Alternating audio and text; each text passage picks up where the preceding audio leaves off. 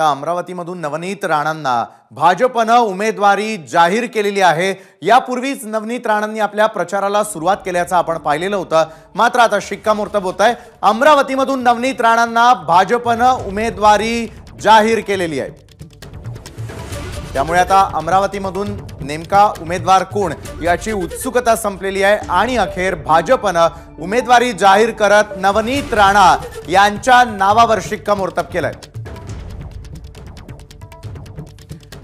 आणि भाजपनं उमेदवारी जाहीर केल्यानंतर अखेर कमळ या चिन्हावरूनच नवनीत राणा या उमेदवार असतील, आपली निवडणूक लढवताना दिसतील। अमरावतीमधून नवनीत राणांना भाजपनं उमेदवारी दिल्यानंतर कमळ या चिन्हावरती नवनीत राणा उमेदवार म्हणून उभ्या राहतील आणि यंदाची निवडणूक त्या कमळावरच लढवणार आहेत। भाजपच्या अधिकृत उमेदवार म्हणून अमरावतीमधून नवनीत राणा यांच्या नावावर शिक्कामोर्तब। सोमेश कोलगे आमचे प्रतिनिधी या संदर्भात अधिक माहिती देत आहेत। सोमेश, गेल्या कित्येक दिवसांपासून आपण पाहतोय नवनीत राणांना उमेदवारी मिळणार हे मान्य असलं तरी देखील आज त्यांच्या नावावर शिक्कामोर्तब झालंय। त्यामुळे कमळ या चिन्हावरून नवनीत राणा पुढचा प्रवास सुरू करतात। नक्कीच नवनीत राणा यांना तिकीट निश्चित होणार होतं हे जवळपास 7-8 दिवसांपूर्वी स्पष्ट झालं, ज्यावेळी त्यांच्या मतदारसंघामध्ये चंद्रशेखर बावनकुळे आणि देवेंद्र फडणवीस स्वतः गेले होते आणि त्यावेळी त्यांचा संपूर्ण दौरा हा रवी राणांनी आयोजित केला होता आणि रवी राणा त्यांच्यासोबत सातत्याने होते।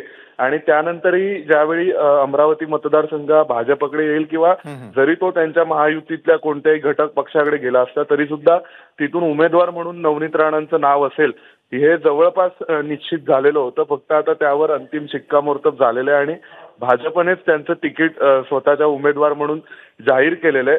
त्यामुळे नवनीत राणांना पुन्हा संधी मिळणार की नाही ही जी एक धाकधूक होती ती संपलेली आहे आणि आता नवनीत राणा या भाजपच्या उमेदवार म्हणून अधिकृतपणे अमरावती मतदारसंघात लढतील।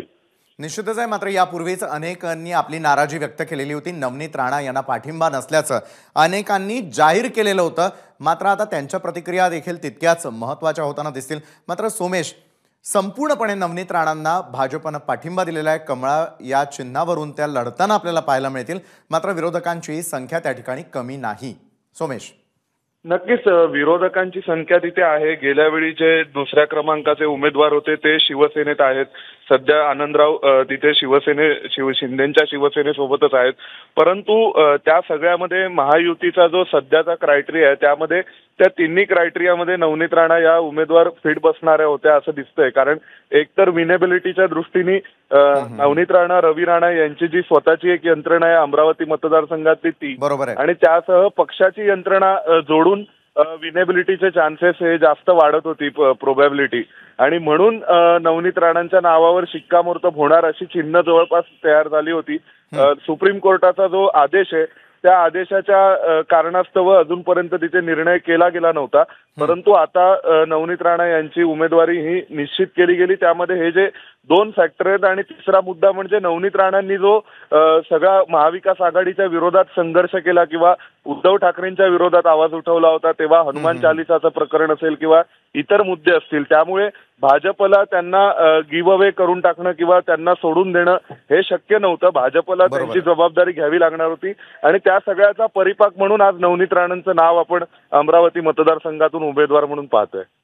बरोबर आहे सोमेश, मात्र एक वक्तव्य देवेंद्र फडणवीसांचं आज आठवण करून द्यावीशी वाटते की त्यांनी देखील म्हटलेलं होतं आजपर्यंत त्यांनी आपल्याला साथ देत आलेले आहेत, म्हणजे भाजपची साथ त्यांनी आतापर्यंत दिलेली होती।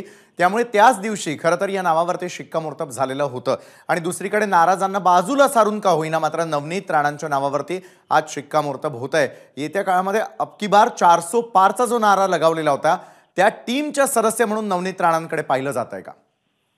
हो नक्कीच, म्हणजे देवेंद्र फडणवीसांनी ज्यावेळी सांगितलं होतं अमरावतीमध्ये की आम्ही निर्णय करू आणि नवनीत राणा या आमच्या सोबत आहेत आणि इथे महायुतीचाच उमेदवार विजयी होईल आणि त्यांची भूमिका ही कायम महायुतीच्या सोबत सुसंगत राहिलेली असं देवेंद्र फडणवीस स्वतः म्हणाले होते जवळपास 3-4 दिवसांपूर्वीच। तर या ज्या सगळ्या गोष्टी आहेत या सगळ्या विषयांचा अन्वयार्थ लावला तर हे निश्चित आहे की नवनीत राणांना भाजप उमेदवार म्हणून घोषित करणार आणि आता जर आपण पाहिलं तर एकूण टॅली ही भाजपकडून 24 लोकसभा जागा या भाजपच्या खात्यात गेलेल्या आहेत. या अजूनही वाढू शकतात, त्या 29-30 पर्यंत जाऊ शकतात.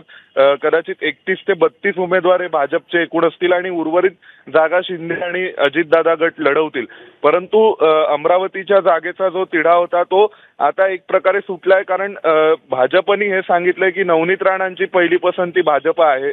जर त्या भाजपात यायला तयार असतील आणि सिटिंग खासदार आमच्यासोबत येतोय तर ती जागाही आम्हाला सुटली पाहिजे आणि महायुतीची मतं आणि त्यासह राणा यांची स्वतःची यंत्रणेच्या मार्फत मिळणारी मतं, आणि गेल्या वेळी त्यांना राष्ट्रवादी काँग्रेसचा पाठिंबा मिळालाच होता. त्यामुळे अशा प्रकारे सर्व कॅल्क्युलेशन्स करता त्यांचं नाव हे त्यांना जास्त विनिंग कॅन्डिडेट वाटलं आणि त्यामुळे म्हणून राणांच्या नावावर शिक्कामोर्तब झाल्याचं आपल्याला कळतंय. बरं सोमेश, एक बाजूला यश मिळवण्यासाठीचं ज्या गणिताची जुळवाजुळव आपण पाहतोय, म्हणजे अगदी काही दिवसांपूर्वी महादेव जानकरांना देण्यात आलेलं तिकीट असेल, आज नवनीत राणांना सोबत घेऊन जाण्याचा निर्णय असेल, अशा प्रकारे एकंदरीतच जास्तीत जास्त कॅन्डिडेट कशा प्रकारे विनिंग कॅन्डिडेट आपल्यासोबत राहतील याची जुळवाजुळव खरं तर भाजपनं केली आहे. हीच भाजपची स्ट्रॅटेजी म्हणायची का? नाही, हेच 100% खरं आहे की भाजपची एकूण स्ट्रॅटेजी ही विनिंग कॅन्डिडेट ठरवत असताना आता जी सगळ्यात मोठी संधी भाजपकडे उपलब्ध झाली आहे ती म्हणजे ठाकरे आणि शरद पवार हे दोघेही त्यांच्यासोबत नसल्यामुळे आणि यावेळी उद्धव ठाकरे त्यांच्यासोबत नसल्यामुळे दरवेळी शिवसेनेला ज्या जबरदस्तीने जास्तीच्या जागा भाजपला सोडाव्या लागत होत्या इच्छा नसतानाही, त्या आता त्यांना सोडाव्या लागणार नाहीत. त्यामुळे गेल्या वेळेसपेक्षा जास्तीचे भाजपचे खासदार महाराष्ट्रातून निवडून आणायचे हे भाजपच्या नेतृत्वाने नक्की ठरवलंय आणि त्यामुळे गेल्या वेळी भाजपचे जितके खासदार निवडून आले होते त्यापेक्षा जास्त आकडा यावेळी भाजप गाठणार आहे. आणि तसं करत असताना मग त्यांच्या सोबत जे जे कोणी येतील, मग ते जानकर असतील, ते नवनीत राणांसारखे घटक पक्ष असतील, या सगळ्यांना भाजप स्वतःच्या तिकिटावर ऍडजस्ट करेल आणि स्वतःच्या कोट्यातून जागा देईल इतकं नक्की आहे. आणि ज्या उर्वरित सोमेश यांच्याशी आपला संपर्क जरी तुटलेला असला, याच बातमीवरती आपण राहणार आहोतच, मात्र मोठ्या लढती कुठल्या आहेत त्यावर एक नजर टाकूयात. अमरावतीची लढत ही रंगतदार होईल, कारण भाजपनं आता नवनीत राणा यांच्या नावावरती शिक्कामोर्तब केलंय. भाजप वर्सेस काँग्रेस म्हणजेच बळवंत वानखेडे आणि नवनीत राणा अमरावतीच्या आखाड्यामध्ये एकमेकांसमोर उभे ठाकलेले आहेत. आणखी मोठी लढत कुणाची? तर अमरावतीमधून नवनीत राणा आणि बळवंत वानखेडे एकमेकांसमोर उभे ठाकल्यानंतर मात्र ही लढत अत्यंत चुरशीची त्या ठिकाणी पार पडताना दिसेल. अमरावतीमधून नवनीत राणांना भाजपनं अखेर उमेदवारी दिलेली आहे आणि कमळ या चिन्हावरून त्या लढणार आहेत.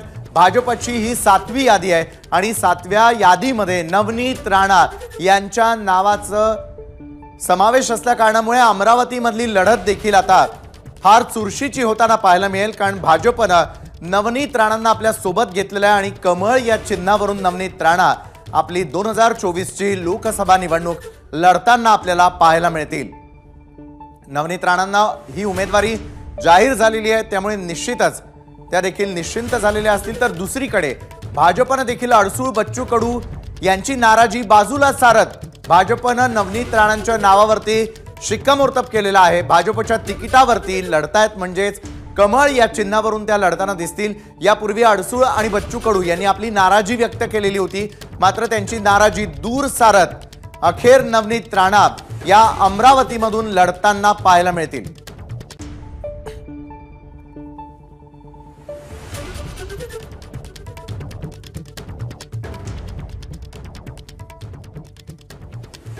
तर नवनीत राणा या भाजपच्या कमळ चिन्हावरून लढताना पाहायला मिळतील.